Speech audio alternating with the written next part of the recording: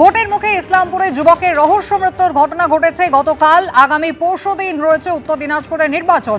খুনের অভিযোগ করছে পরিবার। মৃতের রাজনৈতিক পরিচয় নিয়ে ইতিমধ্যেই ধোঁয়াশা তৈরি হয়েছে। বাম প্রার্থী তিনি দাবি করছেন যে মৃত ব্যক্তি তিনি সিপিএম করতেন। অন্যদিকে তৃণমূল কংগ্রেসের প্রার্থী কানাইয়ালাল আগরওয়াল তিনি দাবি করছেন তৃণমূল কংগ্রেসের বিএলএ হিসেবে কাজ করতেন এই মৃত ব্যক্তি নূর। অন্যদিকে পরিবারের দাবি কোন রকম রাজনীতির সঙ্গে এই ব্যক্তির যোগাযোগ ছিল না।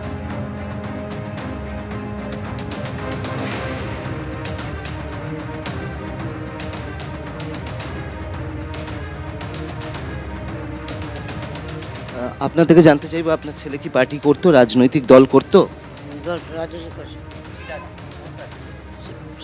সিপিএম। ওকে কি কোনোভাবে চাপ দেওয়া হতো? না না না না না না। কাল কিভাবে ফিরলো? কাল কি সিধা ওকে চলে গেল ফোন করে। হ্যাঁ হ্যাঁ হ্যাঁ ফোন করে গেল যায় উঠাই চলে গেল। হ্যাঁ তারপর যখন ফিরলো কি অবস্থা? ও যে মারে মারে তারে পাঠায় বিদেশ পাঠায় দিয়ে। হ্যাঁ আপনার কি মনে হচ্ছে এটা খুন করা হয়েছে? জি। মৃতের মা দাবি করছেন যে সিপিএম করতেন তার ছেলে। তার দিদি কিন্তু সকালে জানিয়েছিলেন যে এর পিছনে কোনো রাজনীতি নেই। যদিও ইতিমধ্যেই বাম প্রার্থী তিনি বলছেন ইনি সিপিএম এর কর্মী ছিলেন। বাম প্রার্থী মনোনয়ন জমা দেওয়ার পর থেকেই কিন্তু দলীয় প্রচারে খুব একটা এই মৃত নূরের উপস্থিতি দেখা যাচ্ছিল না এবং তারপরে তারা জানতে পারেন যে বিভিন্নভাবে নূরকে হুমকি দেওয়া হচ্ছিল, হুমকি দিচ্ছিল তৃণমূল কংগ্রেস, এমনটাই তাদের বিরুদ্ধে অভিযোগ। যদিও তৃণমূলের প্রার্থী কানাইয়ালাল আগরওয়াল তিনি আবার দাবি করছেন মৃত ব্যক্তি তাদের বিএলএ। একটা লোককে মার্ডার করে দিল, এটা পলিটিক্যাল মার্ডার, এটা ইলেকশন মার্ডার। ও কিছুদিন আগে বাম পয়েন্টে ঝান্ডা ধরেছিল, তাকে থ্রেট করেছিল, সেটা আমাকে বলেছিল কিছুদিন আগে। এটা পলিটিক্যাল মার্ডার, আর যে মার্ডার করেছে তার বাড়ি ঘরগুলো জ্বলাবো। একেবারে রাজনৈতিক হত্যা এমনটাই কিন্তু অভিযোগ করা হচ্ছে। সরাসরি আপনাদের নিয়ে যাব, আমাদের প্রতিনিধি অর্ণব মুখোপাধ্যায় রয়েছেন আমাদের সঙ্গে। অর্ণব, পরিবারের পক্ষ থেকে কি অভিযোগ করা হচ্ছে? যেমনটা আমরা দেখলাম আগে থেকেই হুমকি দেওয়া হচ্ছিল এই সিপিএম কর্মীকে, তার দলীয় কর্মী সমর্থকরা এমনটাই দাবি করছে।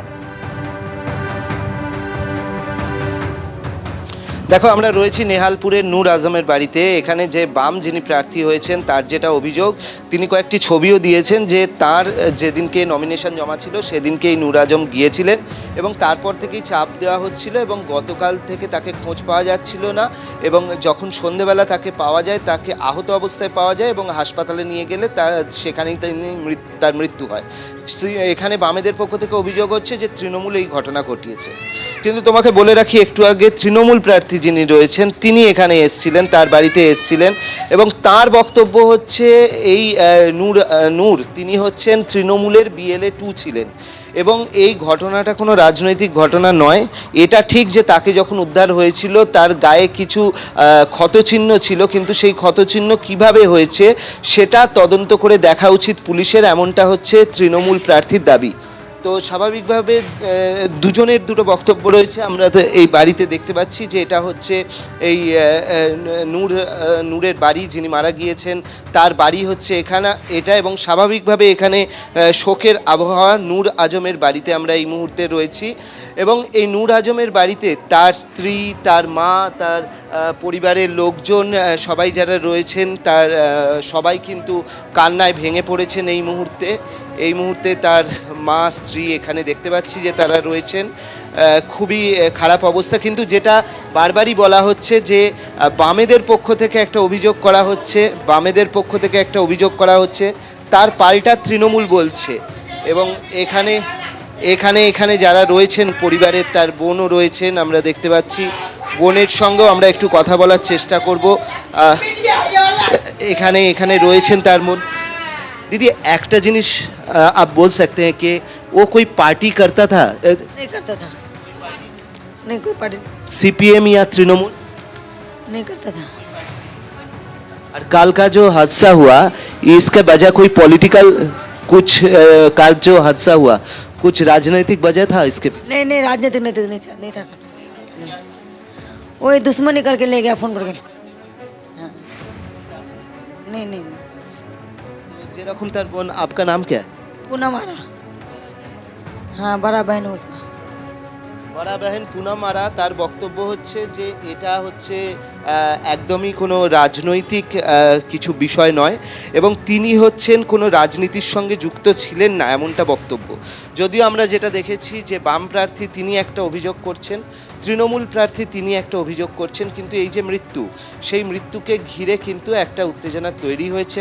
এবং বলে রাখা ভালো, তাকে যখন এখানে নিয়ে আসা হয়েছিল, তিনি যখন বিকালে ফিরে আসেন, তখন তার গায়েতে কিছু ইনজুরি মার্ক ছিল। যে ইনজুরি মার্কগুলো কিভাবে হলো না হলো সেগুলো সঠিক তদন্ত হলেই তবেই এটা জানা যাবে। এবং এইখানে স্বাভাবিকভাবে এই ঘটনাতে একটা কিন্তু শোকের পরিবেশ তৈরি হয়েছে। এবং আমরা দেখতে পাচ্ছি, আমাদের চিত্রগ্রাহক প্রতিনিধি প্রবীর সামন্তকে দেখাতে বলবো যে এই যে জায়গাটা রয়েছে, এখানে প্রচুর পাড়ার প্রচুর মানুষ এসে ভিড় করেছেন এই অঞ্চলে এবং এই মৃত্যুকে কেন্দ্র করে কিন্তু একটা রাজনৈতিক চাপানুতর, সেই রাজনৈতিক চাপানুতর কিন্তু শুরু হয়েছে। একেবারেই অর্ণব, তুমি আমাদের সঙ্গে থাকো। অর্থাৎ ইতিমধ্যে কিন্তু 3 রকমের বক্তব্য সামনে আসছে। পরিবারের দাবি কোনো রাজনৈতিক কারণ নেই, অন্যদিকে সিপিএম এর পক্ষ থেকে অভিযোগ করা হচ্ছে যে নমিনেশন যবে থেকে বাম প্রার্থী জমা দিয়েছেন তারপর থেকেই কিন্তু হুমকি দেওয়া হচ্ছিল নিহত এই ব্যক্তিকে। অন্যদিকে তৃণমূলের প্রার্থী কানাইয়ালাল আগরওয়াল তিনি আবার দাবি করছেন এই ব্যক্তি তৃণমূল কংগ্রেসের বিএলএ হিসেবে কাজ করতেন। কামারহাটির এবার সিপিএম প্রার্থী মানস মুখোপাধ্যায়। প্রচণ্ড গরমের মধ্যেই চলছে প্রচার, দিনভর চলছে জনসংযোগ। আর তার ফাঁকে কি খাচ্ছেন সিপিএম প্রার্থী, খোঁজ নিল এবিপি আনন্দ। দীর্ঘদিন ধরে রাজনীতির ময়দানে এবারে লড়াইটা সহজ নয়। তীব্র গরমের মধ্যেই চলছে দৌড়ঝাঁপ, কিন্তু তাই বলে শরীরকে তো আর অবহেলা করা যায় না। শরীরকে ফিট রাখতে নিয়ম মেনেই খাওয়া দাওয়া সারছেন কামারহাটির সিপিএম প্রার্থী মানস মুখোপাধ্যায়। পঞ্চমবারের মতো বিধানসভা ভোটের লড়াইয়ে কামারহাটির সিপিএম নেতা মানস মুখোপাধ্যায়। গোটা এলাকা তার হাতের তালুর মতো চেনা। এই চৈত্রের দাবদাহ উপেক্ষা করে তিনি এলাকা চষে ফেলছেন। সেই কারণে যেমন প্রত্যেকবার মানে নির্বাচনের আগে আলাদা করে কোনো নতুন মেনু নেই।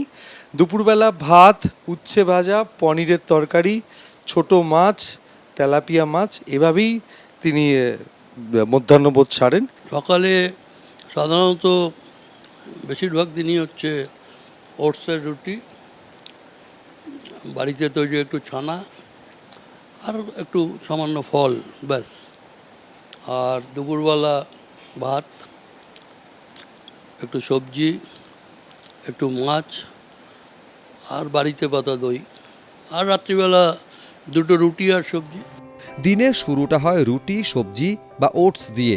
দুপুরের মেনুতে থাকে ভাত, ডাল, সবজি, মাছ, টক দই। পুষ্টিবিদদের মতে ভাতে রয়েছে কার্বোহাইড্রেট, ডালে রয়েছে প্রোটিন, শাকসবজিতে রয়েছে প্রচুর পরিমাণে ভিটামিন এ, সি এবং ফাইবার।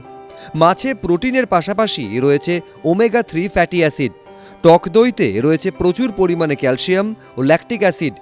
গরমের কারণে একটু ওই কী বলে এটা, কি কিসের জল, না মিনারেল ওয়াটার না, ওআরএস। একটু হেঁটে আসার পরে একটু 1 গ্লাস ওআরএসের জল খাই, এর বাইরে আর কিছু না। প্রচণ্ড গরমের মধ্যে শরীরকে ফিট রাখতে ওআরএস বা ঘন ঘন জল পান এনার্জি যোগায় সিপিএম প্রার্থীকে। সমীরণ পাল, এবিপি আনন্দ, উত্তর 24 পরগনা।